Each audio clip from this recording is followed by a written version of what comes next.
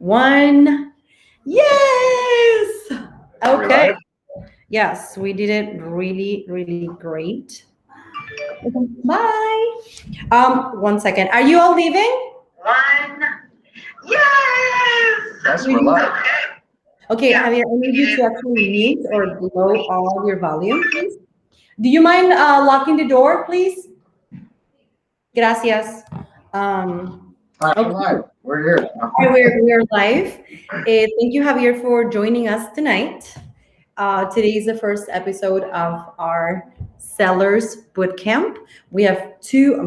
Look at this, hold on, 4 weeks of content that's going to help sellers and also buyers in this market that we have in the Chicagoland area, in this crazy, crazy hot market.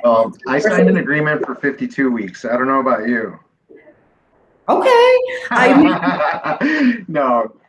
No, I meant that we are doing the Seller Bootcamp for 4 weeks. I'm really happy that you're doing this We're just because getting started. yeah, absolutely. No, I think that it's awesome because like I think I've probably incurred more questions about whether the spring market's going to be ahead of schedule this year and things like that. So I think that this will definitely be informative to anyone out there looking to sell. Awesome. So let me just make sure that we are public, and I'll go ahead and okay. Oh, hi everyone. We have 13 people looking right now. So thank you, thank you. And just lower all of this. The volume. How was your day? It was good. It's really busy. Trying to get as much done in the day. I think the Super Bowl Sunday, I think a lot of people didn't do a lot on Sunday. So I think Monday, everybody was kind of like moving around and stuff like that. And then today was kind of like a catch up day and just kind of that activity. So it was a pretty good day. I can't complain. For the most part, I heard people were hangover yesterday. So today's Monday, technically. What do you think of the show? It's terrible because Shakira, my love Didn't make it and clear. love of my life was on last year, and this year it's like so you go from J Lo and Shakira to the weekend, which the weekend is cool, but it's not J Lo and Shakira.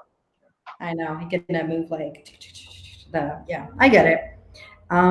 Okay, so episode 1, Sellers Bootcamp. Okay.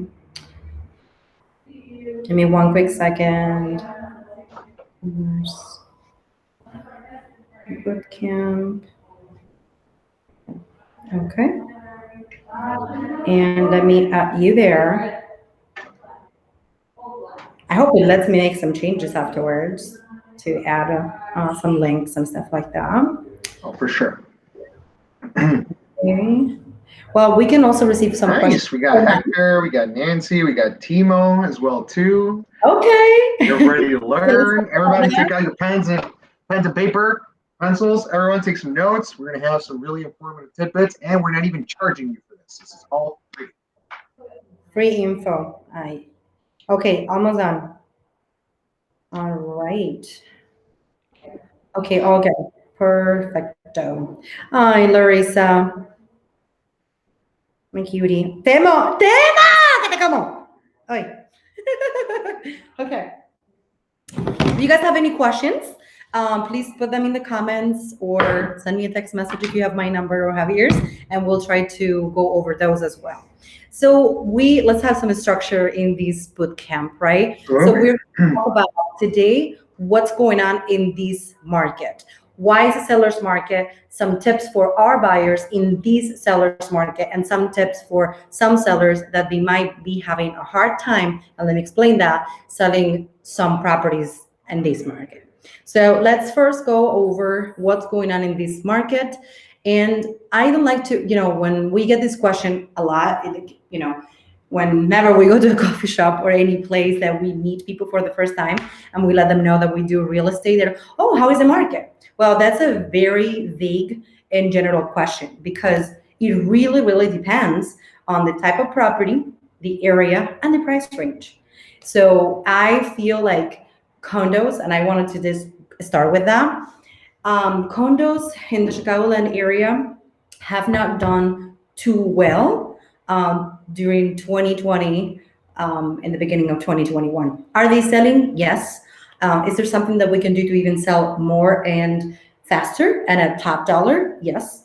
But I feel like some of them, and it's just the way the market has been, working out. Some people that they no longer need to leave downtown or commute to downtown to work. They now want a little bit more exterior space.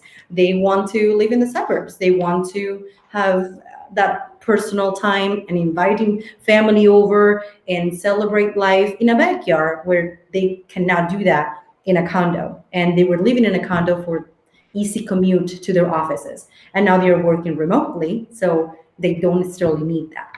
Now, is it happening all over Chicagoland? No. There are different areas, but for the most part, prices on condos are staying stable, no many changes. If anything, some price reductions. And we can touch base on that in a little bit on Yeah. how we help some of the sellers sell condos in this market. And also the price, right? The price we are seeing is not changing much. As I said, it might even decrease in price, unfortunately. But what it is that we can do to help has obviously real estate consultants to help both sides, buyers and sellers. Sellers in condos, and then we go into single families and multi units. But first, let's touch base on that, on the condos. What is something that we can do to help some of these sellers that they are having a hard time getting rid of properties that they no longer need, that they wanted to sell, and they are having a hard time selling at top dollar and selling fast? Condos are staying in the market a little longer. So, how can we help? Is there something that we can do as real estate professionals to help our sellers sell at top dollar, fast, and not leaving any money on the table, really? I would say this is what I have to say. So I'm going to age myself and being like the old person in the room. But I've seen just about like every market that you can. I've been in the business for 20 years, right? And I Yeah. think that right now, especially for my real estate partners, real estate agents, real estate professionals, we've actually had a really, really lucky run. Okay. A really lucky run. Okay. Where I really say, like, prices have been appreciating. Everything has been pretty steady, right? Yeah. But right now in the market that we're seeing a shortage of inventory, right? But I always say, anytime that we're going into a tougher market, like I hear a lot of people sometimes, the question that I get every single day is, when's the market going to crash, right? Because like I think from the beginning of last year, when COVID-19 started, that was like the main thing. Is like, when are prices going down? And I was like, Mhm. well, prices aren't significantly going down. They've actually been appreciating. But the one thing that I would say is that there needs to be more due For diligence. condo, though. Let's stick to the condo idea Well, I first. would say condos. We're focusing a little bit more on condos, but across the board, just doing more due diligence when you're putting the property on the market. Okay, I see this consistently. We see it because we represent a lot of buyers. Where sometimes we're looking at the listing, and we're like, where the heck did they come up with this price? We Yeah. ask ourselves that, right? They're using comps, things like that. So this is like the one part where us as professionals, we have to just step up our game a little bit more and just do a little bit more due diligence in the research. What I deal with on condos more than anything is this. Condos is depends. You have basically two kinds of condos, in my opinion, in the Chicagoland area. You have your first-time homebuyer condo, entry level type of purchase, and Yeah. you have luxury living. You have luxury condos, and you're looking at Absolutely. 400, 500,000 and above. That market is a little bit different. The one Yeah. that I would like to focus a little bit more attention on is that first-time homebuyer pool. So I actually pulled a statistic, right? And 71% of all loans that are being accounted for condo purchases are what? Conventional financing. I've Unfortunately. actually had buyers who have had great credit scores, great everything, but they can't submit an offer on a condo because the listing agent, number one, hasn't even contacted the HOA to ask them information about the health of the HOA. They Yeah. are immediately telling their seller and advising their seller that it's a condo, their association's not FHA approved, so they can only accept conventional financing. Yeah. Okay. So what I feel that's creating is you're eliminating a big percentage of a buyer pool for that is actually prime at that price point. I'd say condos under 200,000 is like it's a beautiful option for a millennial, for someone who doesn't need a lot of space. Maybe they just need a two-bedroom, type of situation, type of accommodations. That they're renting an apartment, might as well own it. Exactly, and we have clients that are paying more for rent than they could on their own condo. Yeah. But it's just because I feel like there's two things. So number one, a lot of associations are self-managed, and I deal with it a little bit more on the lender side when we have to get condo questionnaire and things like that. And sometimes, like where these people have a full-time job, right, and they're self-managed associations, they're the owners of these condos there. So sometimes it takes a little bit of longer time to process the paperwork. Sometimes they don't even know what kind of paperwork we're asking them to process themselves, Yeah. right?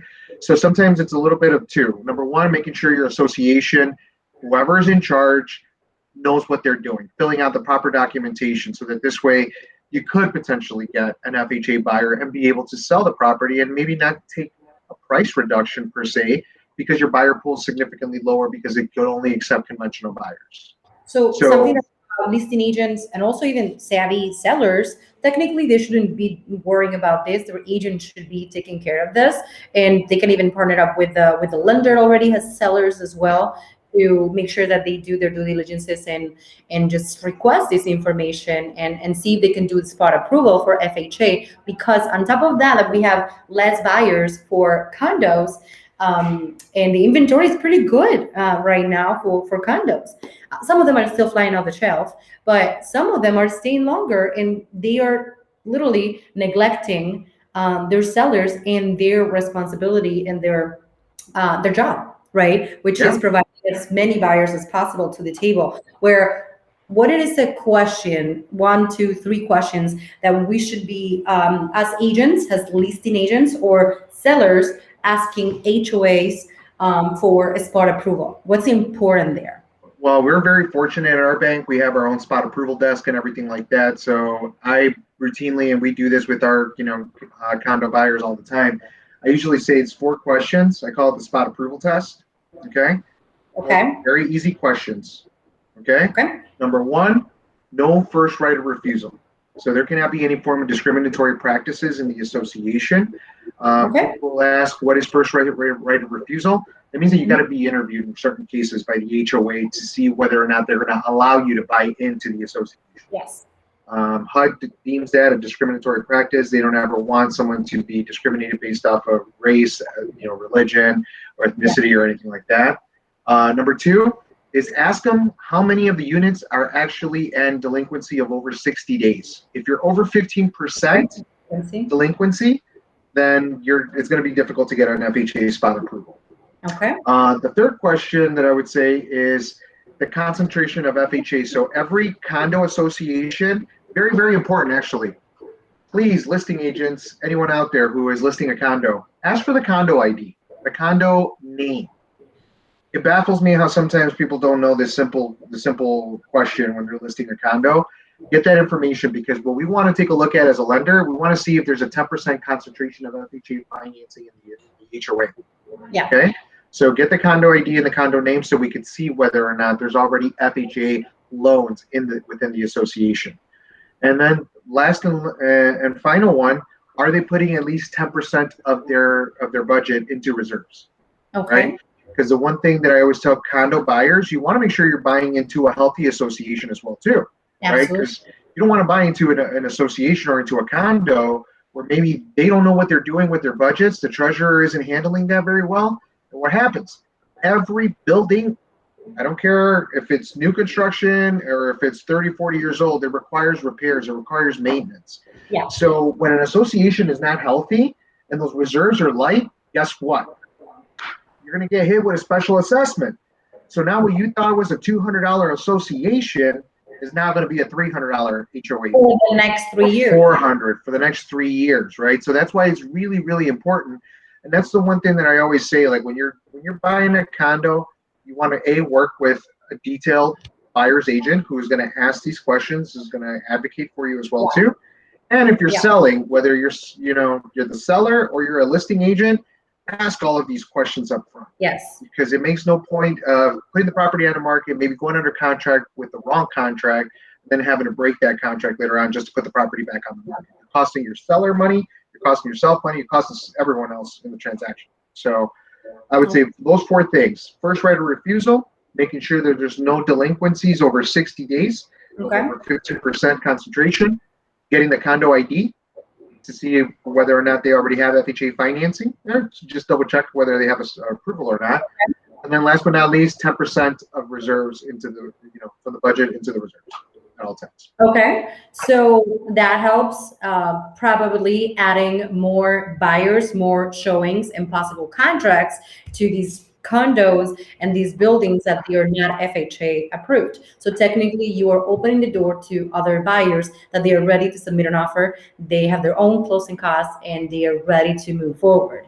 So that's number one thing that we wanted to touch base on, is helping sellers with condos that they are suffering a little bit with staying longer in the market or leaving money on the table because they just have to take some whatever offer because it has to be conventional or cash. We're not even going into co-ops and things like that today.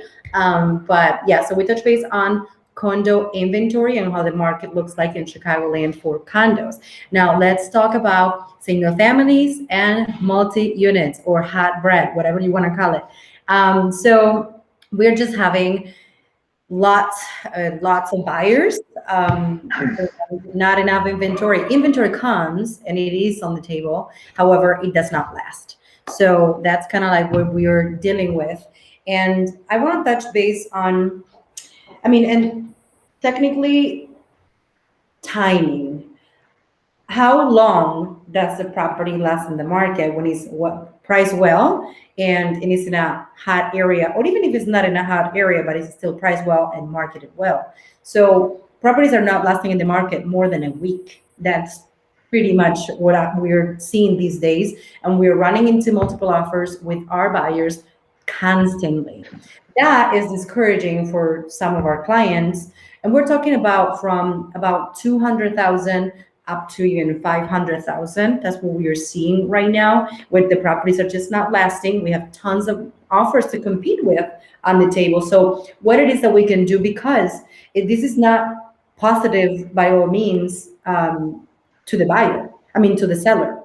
It's not necessarily all positive like that, because sometimes we do run into issues for actually trying to get the top dollar or the highest offer that we have received when someone has not their due diligences and submitted an offer at 350 when the property is no worth more than 320. Then we have an issue. We have a 30,000 gap when you have told your seller already that you are netting this amount. Now we have to cut 30,000 or put him back in the market and look for someone that is willing to bring that money off the pocket without being worth that amount. So these multiple offer situations that we are facing constantly, especially with multi-unit, single family homes too, tons of them, but with multi-units, especially because everyone decided to be a landlord last year and the years in this year too. I mean, it's a great vehicle to start building wealth for sure, especially as a first-time home buyer, because you can use the rental income to qualify. Yeah. So let's touch base on that. Inventory, we know it's low and it's just flying off the shelf. So what's very, very, very, very important as a seller in this type of market is what? Wow, that's a loaded question. So Oh. I would say this, right? I'm a tough person. I'm tough. I'm expecting. I'm a service person, so like I have certain service levels that I feel like I need to provide to my clients. Okay. So I'm also kind of a pain in the ass when I'm expecting service from me, right? Mhm. So like if I'm selling my property, the first thing I would ask my listing agent is how they derive their price. Where did you come up with your price point? Your price. Yeah. Like, where did you come up with this price point? What are your comps? Did you actually take a look at the square footage of my home and, are you comping it? The reason I say that is because you're going to have other agents who may lowball you or maybe try to do, a lower than offer, asking price. And you want to make sure that your agent is going to be able to delegate why they came up to that price point, right? Because I always kind of say like value is an opinion, right? So I always kind of say this because like with appraisers, I promise I could get 10 different appraisers, 10 different appraisals, okay? Yeah. And not put a purchase contract with a purchase price on there, but just ask them to give me an average price for a home. And I guarantee you, I will have 10 probably different values, more than likely, right? So it's always an opinion of value, but it's really important that your listing agent knows why they're pricing out the property at the price that they're putting in and what strategy they're using. Because what I'm seeing right now, I'm seeing two different strategies. I'm seeing a strategy where people are lowball, like they're putting the property below market value for sure. Why? Because they know it's a seller's market. So if I know my house can sell for 350, but if I put it on the market for 330, it's going to create a buyer's frenzy, and my first open house is going to be a line outside my door, right? Yeah. Because I'm basically rebating at 20K. Now we all know, like a lot of people in this profession, they'll be able to like do the sniff test. They'll see that price and they'll take a look at the comps in the area and be like, yeah, that's not selling for 330. Yeah. This is being marketed so that they can create a bidding war and get it to where the true value is, right? So it's really important, that you are reviewing your CMA when you are getting these listing presentations with your listing agent, and asking questions. Don't be afraid to ask questions. I think that sometimes as consumers, we're afraid when we don't know too much, we're afraid to ask questions because either A, we don't want to sound dumb, like we don't know something, or B, they don't want to sound pushy, or they don't want to sound like, they don't, sometimes there's some people that don't like to have conflicts, right? So they don't like to question people. I always say you're selling an asset, right? And in reality, you want to sell for top dollar. For me, if I'm looking to sell my property and I'm not in a position where I need the money urgently, well, I want to be able to maximize what I can sell my home for. Totally. So I do want someone who's going to do a good CMA, a good marketing strategy, tell me like, hey, are we going to take good photographs? Because sometimes you see some listings and you're like, who took these photographs, right? So it's a complete package. I'm not even going into that type of marketing because actually that is for the second episode when we are going to talk about Yeah. and So that's why, like I said, it's like a really loaded question. But for me, yeah. is ask for CMA and question the CMA. Don't just read the CMA and be like, oh yeah, this is accurate, because sometimes there's inaccuracies, right? Because Right. sometimes they may use a CMA, they may use a property. Like I'll give you an example. I live in Glenview, so right next door is Park Ridge, and we have Morton Grove, right? So Park Ridge is a very desirable, very, very desirable school Yeah. district. But the average tax rate in Park Ridge is about 12 to 14K in certain cases, right? Yeah. There's a segment of Niles that actually belongs to the Park Ridge School District, which is a really, really hot spot. Why? Yeah. Because you pay Niles property taxes, which is on average is between 6 to 9,000, but you get the Park Ridge School District, right?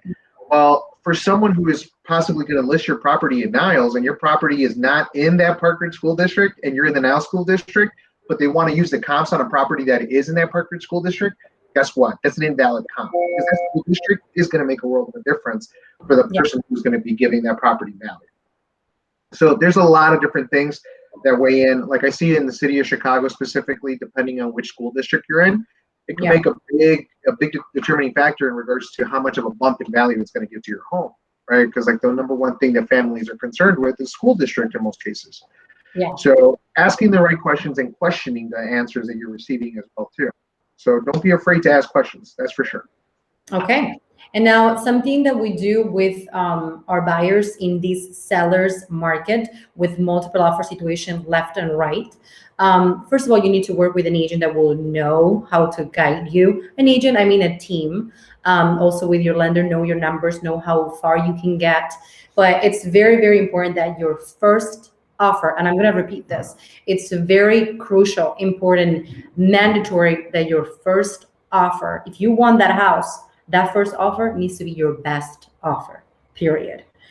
We can't be thinking, oh yeah, I'm just gonna, send 20,000 less. I mean, it's case by case. There are properties, they have been in the market longer. There are different type of, I don't want to generalize per se, because we have different areas and different properties, and case by case, properties that have been longer in the market, we might have some room to play with them. But if it's a just listed home, if it's priced right, if you really want it, let's make your first offer the best offer ever. So that will be probably my golden nugget of the night. That would be one of them. Another one that I wanted to mention is to not be afraid of sending a strong earnest money. Earnest money is a deposit that goes towards your purchase, and it will be deducted from your cash to close the day of closing. So I would say don't be afraid. Show that you have cash flow. Show that you are serious about that purchase. That money is refundable. Now, there is a way, if you want to also make yourself, especially for our investors, to really, really win, even making it non-refundable with the risk of losing earnest money. That shows that you're super serious, that shows that you are super competent, and that you can close on that transaction. That gives the seller a great peace of mind. And in the event that for whatever reason you back out or the loan cannot be closed, they might lose their earnest money. They will keep their earnest money, the seller. I So, would say before you agree to that, make sure your lender says yes. I have okay. some clients that I'll say, do that all day. You could waive your earnest money. You're not going to have a problem. Then I got some clients where I'm like, you better not do anything but go to work and come back home, and that's it. That's it. Don't do anything else, or else this ain't gonna close. I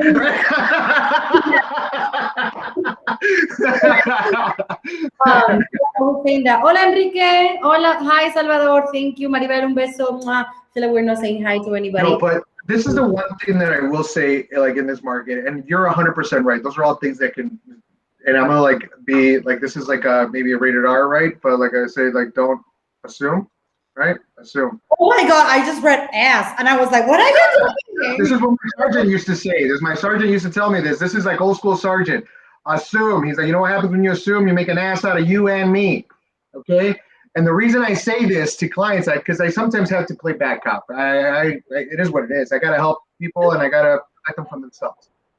Yeah. You can't have the mentality that you're going to get the option to counter, right? And that's what, like, I'm really happy that you like touch base on that. Because some people, like, they're assuming. It's like, no, there's no assumptions, because why the hell are they going to take your offer serious if someone offered 15 or 20K over your offer and they were a little bit more? So like sometimes like every once in a while, actually most of my buyers are actually pretty cool. They're not that bad, but every once in a while I get that bargain shopper.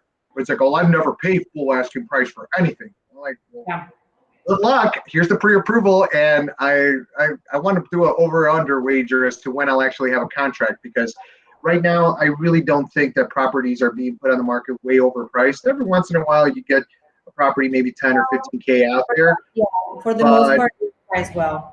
Like if you have a buyer, I have this one buyer in Pennsylvania right now, and he's like routinely trying to submit offers 40,000 under asking price. And I feel bad for his agent, and I'm like, you got to like pull his ear and say, hey, this is great and all, but we're never going to get an accepted contract with the way that you want to write these contracts. And I've told him several times, like, this is not the market for that, right? So it's just a matter of setting the proper expectations. Like you and I actually moved away from, and you probably have this on a future note from ours, but like setting the proper expectations as to what we can and cannot do. Yes. Right? Like a year or two ago, we were probably like, yeah, we could get your seller credits, we could get this, we could get that. I wanted to touch base on that, because technically, even though it's a seller's bootcamp, I wanted to prepare buyers for the seller's market. So that's one thing that I also wanted to mention. Asking for seller credits, which means seller helping you to come to the closing table with some help in funds. It's really not an aggressive offer. It's really not a winning bid. You have to have your own closing cost. And it's unfortunate for some families that they really are, really at the limit of their budget. They barely have enough for the down payment. And unfortunately, they need to save up a little bit more to make their offer attractive and to make the offer actually be able to win. Because if you ask me, when I represent my sellers, if I see an offer where they're not asking any credits, my eyes are, whoo, I look at that first. Also the price and the rest of the terms of the contract, which is very important, closing date, other contingencies is something that I want to touch base on.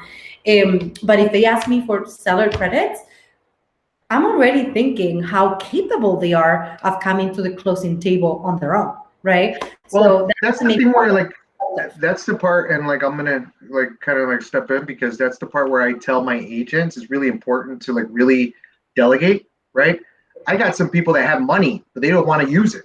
Right. So like I've actually won some contracts in regards to where like, hey, Mr. Buyer, they think you don't have any money because you're asking for 4% closing cost credits on a $400,000 purchase. Yeah. Are you comfortable with showing them your assets to show them that you actually have $100,000 in the bank, but you're just being cheap and you don't want to use it? Because sometimes some people, like at least for myself, if I have that money and I could get the seller credit, I'd rather use that money in another investment if I could.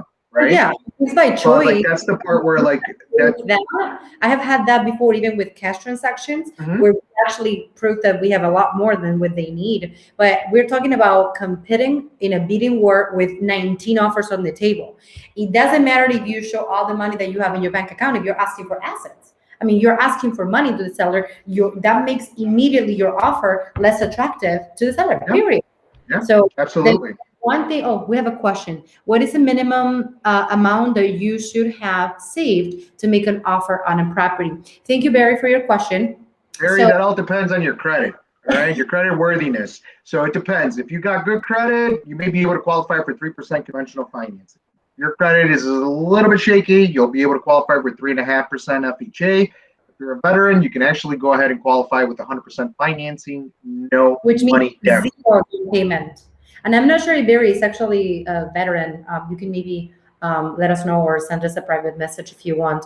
A veteran, actually, they do have the chance to be 100% financed, as Javier mentioned, and that means zero down payment.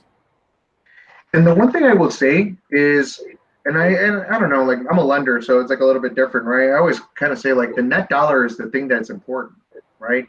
Because like sometimes I'll have this conversation with my buyers where they're like, well, we're offering more than what they're asking for. And it's like, well, not necessarily, because it's Oh, whatever Barry. your offer is minus the seller credit that you're asking them for, the closing cost credit. That's technically the net offer. So like that's really the magic number. So Yeah. if you're ever in a situation, and this is just like my advice to any realtor out there, because sometimes it is what it is. Our buyers need the money, right? They do need the seller credit, and if you only got 3 leads in your pipeline, you're going to try to get those 3 leads under contract, right? So you got to work smarter and you got to work a little bit harder for those 3 leads. In that particular regard, I would definitely try to do a little bit extra work, do a CMA on that listing, take a look at exactly what is the maximum dollar that property really could actually appraise for based off of the comps. And based off of that, you build your net number, and then whatever funds you're going to need to be able to make that contract work for your buyer while without taking money out of the seller's pocket. So sometimes, like I was going to say, like when there's a will, there's a way. It's all about getting really creative, and sometimes you just got to put in a little bit extra work. Right. No, I don't want to say that we absolutely cannot ask for seller credits. Again, this is generalizing. I'm just saying that in an event of multiple offers, asking for seller credits doesn't make you the strongest offer on the No, table. it hurts. That's my point. But at the same time, if our client needs those credits and needs help coming to the closing table because they just have for their down payment, their inspection, their appraisal costs, and a little bit of a safety net on the side, they might need some help with that. But we have a lot of contracts that we actually, even in multiple offers, We we get have pretty significant. Like every once in a while, we come across like there are ways of doing things, but I'm just saying that it's very important when we submit an offer for the seller also to pick your offer and for our buyers to be the winners. We need to take in consideration that it might not be the smart move to ask for. It's the listing profile too, right? Because like I always like if you see a property that's been on the market like going on 90 or 120 days, and maybe you've been on and off of the market, it's one of those situations where like sometimes you can negotiate seller credits on that specific property, right? Because like sometimes it's kind of like I hate to use the term, but it's like the blood in the water type of situation. You're like, okay, what happened with that listing? It was on the market back in December, came off, now it's back on. What's going on? So those are one of those situations where you can leverage that, to your advantage to be able to try to negotiate something or maybe dig a little bit deeper into the specific scenario and try to find out. But there's always a way. But I definitely don't advocate it right now. Like I think it was June, where we started just kind of like preaching that to our buyers, where it was like, hey, if we find the right property that we really want, we have to be prepared to possibly bring in some of the closing costs ourselves or figure out ways to help it. I've been able to help some of our conventional buyers, like with the $5,000 grant that we offer at the bank, which has become very fruitful for some of our buyers that actually qualify for that program. So there's ways to get around it, but definitely strengthen those offers by not asking for so much, for sure. Okay, so one more thing that I wanted to mention, let's see if I don't forget. We already touched base on a strong earnest money deposit. We already checked in and said the first offer should be your best offer. Also, not asking for seller credits. In other scenarios, buying S's or waiving inspections is also one way of winning contracts.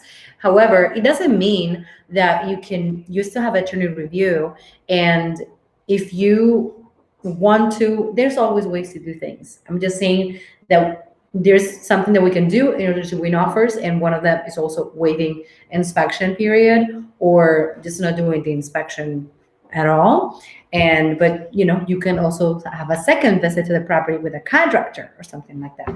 So that's something that we could touch base on. Contingencies: if you have a home sale contingency, your offer, and this is now more than ever, unfortunately, we were able to have home sale contingencies more often when submitted offers. And still, when we made pretty good deals like that last year, where we didn't even know how we won with the home sale contingency in a multiple offer situation. I remember off the top of my head a house in the Lake of the Hills, Oh and yeah.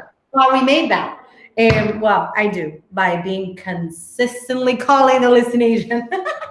and Sometimes that's the way that so this was like the part where I tell my realtors, like, we're a team, right? So like it's a tag team.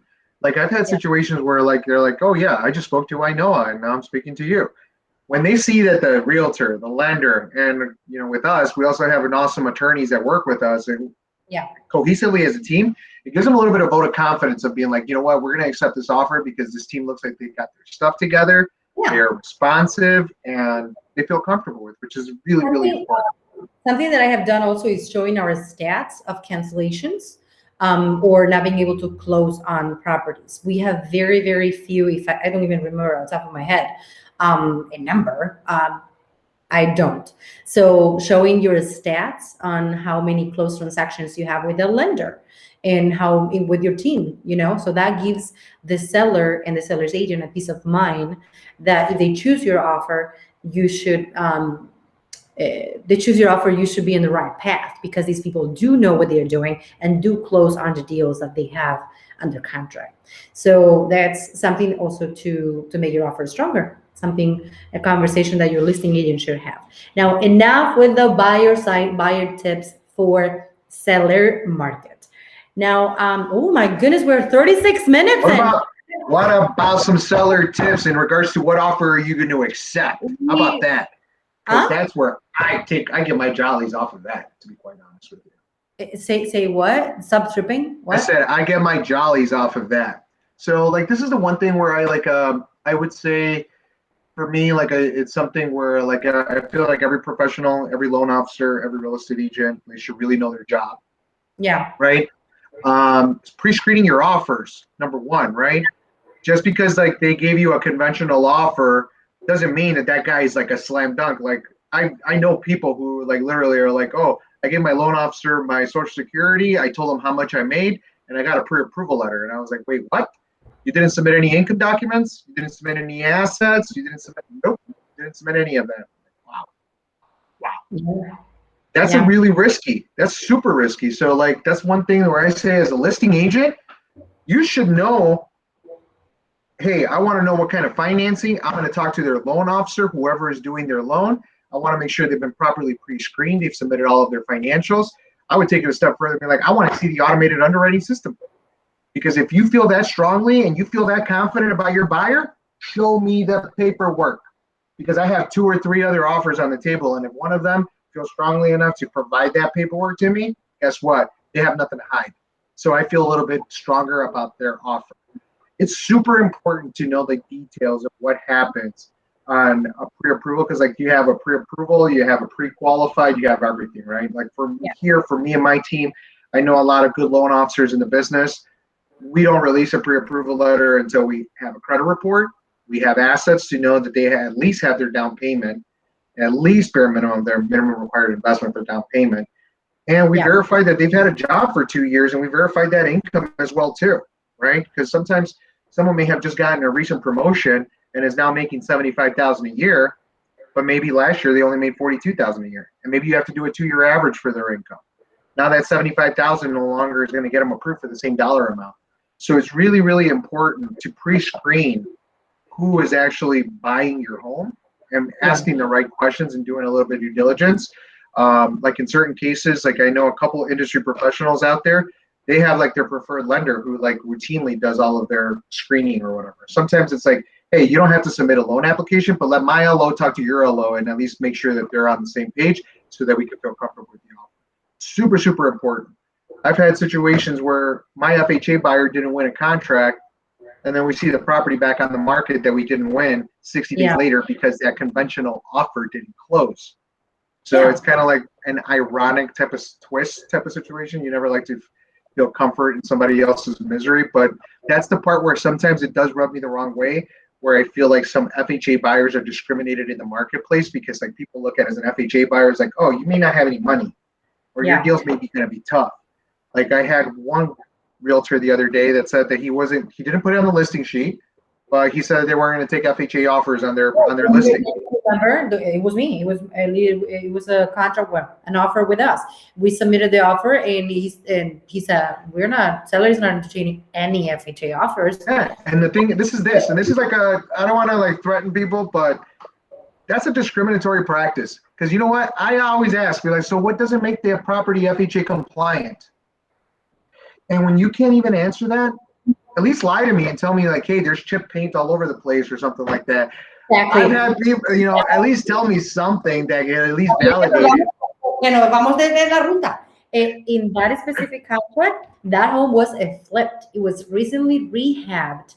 There was nothing that would stop the new buyer from getting a financing with FHA. So anyhow, I wanted to summarize a little bit and leave it here for today. We chat a lot. So now tips for sellers, because this is a sellers boot camp. We can say something about these multiple offer situations, and this is actually exactly that. Do your own due diligences. But when I say own, I mean with your agent and your if they have a partner lender as well, to pre-screen your offers, to make sure that you have a good CMA, comparable market analysis, where you know what the value is there, understand your numbers, what other fees you might need to pay and contribute in order to close as a seller. So understand well your numbers. Also, make sure that if the property, even the description, I don't even want to go into that because we do have another episode on how to sell at top dollars specifically, where we're going to talk about marketing, seller net sheet. We're going to have an attorney. We're going to have an stager with us, giving us some great tips on what to do, even to small renovation projects to sell for Mhm. more. I'm so excited for the next few weeks. But today, I just want to leave it here as sellers. Yes, this is a seller's market, but also sellers for condos in the Chicagoland area. They might be suffering with time in the market. Let's review even the way your property is exposed in the internet. Make sure that your agent has written a description of the property. How simple is that? Them that they don't. Okay, bye, Javier. You left it. No, that was your I did limit not there. touch anything. I did not touch anything. No, So I I would just want definitely agree to to all those tips. touch base on that. And yeah, so recapping, your first offer should be your best offer ever. Thinking of having contingencies, let's talk with your real estate professional team and see what you can do in order to submit a stronger offers. As a seller, make sure that you do know your numbers. Make sure that you are coachable and ask specific questions because, as we said, conventional is not always the best vehicle to. Well, it is a great vehicle. I don't want to say that. But at the same time, not accepting an FHA offer might not be the right move for in a specific case. And with a condo, SPAR approval. Ask your team how to get an SPAR approval so you get more buyers that come to see your property. So I think Javier, we're Here's going to my leave it. tip. Okay, Okay. this is my tip. Okay, just Okay. because I felt two of my buyers, they're selling right now. Okay, we're in a really, really good market, Yeah. top dollar market, Yeah. sellers market. You got Yeah. buyers that are outbidding each other, competing for it. Yeah. Look into your options in regards to being able to cash out on some of your equity. Okay, Oh, take a look Hector's at there. your options in regards to being able to cash out a little bit on your equity and bring up your Yeah. property to its best possible condition if you can, so you can really, really maximize it. And this is just a little tip. I have a buddy of mine, property I would have was sold for gonna say, 289. Property would have sold for 289 in the condition that it was. Okay. We did what was called like a bridge loan because he had like about 120,000 in equity in the property. Okay. Mm-hmm. We did a bridge loan, helped him get the money so that he could refinish the basement, do all of that. He's selling the property for top dollar. We have Yeah. another property as well. They renovated the kitchen and renovated one of the bathrooms, and they're going to sell for a top dollar. So that's the part where I would tell everyone, before you make a decision, have a consultation with a lender and with a realtor. And the reason I say this is why you're selling. So you're either going to cash out on that investment or need to reinvest somewhere else. So you want to make sure that you're in a position to be able to make that subsequent investment. That's number one. But then also number two is to take a look at exactly what do you actually have in your home. Because maybe in the condition that it's in, like there's some homeowners who sometimes don't do a lot of upkeeping and stuff like that. So sometimes the properties could be a little bit deterred. But if they have enough money in the property where they could possibly cash out on it to be able to bring it back to life per se, like we like to say sometimes, that's where you're really, really, really maximizing. So have that consultation, reach out to Ainoa, reach out to me. I will let you know exactly what your money options are. I'm the money guy. She's a real estate queen. So definitely take a look at what we can do with that, because the last thing you want to do is sell that property for $289. Yeah. You could have sold it for Jose, $410. Sorry. Oh. I saw someone joining, and it's his birthday. Or was Whose birthday? No, Jose. Jose, happy birthday. I think it was today or Happy birthday, Jose. We also have a couple questions more, but we can do that privately and send a message, because I feel we're extending a little bit too much. For sure. We're about then. I know. So to the question of, is it a good time to sell? Thank you. Let us know if you have any questions. We offer complimentary consultations, and we're excited to have 3 more weeks. I put my hand on the other side.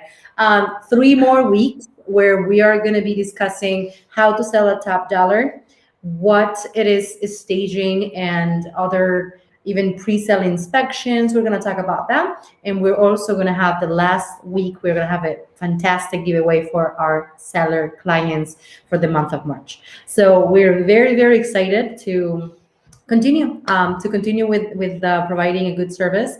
And thank you so much for our viewers for joining us today, for your questions, for everything. Thank you. Enrique, we got to talk. Thank you for commenting. We miss you. Thank you, everyone. You're going to get your hat too, all right? The hats are going to go out this weekend as well. Hopefully they come. Yeah, the hats, the bottles, the hats. We got bottles. We got all kinds of stuff, all right? And more things coming up too. So thank you so much, guys, for tuning in. Thank you, Javier, for joining as always. And I will see you around. Always, everyone, stay safe, stay warm, and let's buy a house. Sell the house. That too. Buyer. You're trying to sell, right? Hey, buyers become sellers and sellers become buyers. And they become our friends. This is why, like, when I told my mom, I was like, hey, Mom, I'm dropping out. I'm going to stick to finance. I'm like, trust me, it's an everlasting business. It's going to last me better than being a doctor. All right. Have a wonderful evening. Adiós. Buenas noches. A comer. Bye-bye. Hasta luego.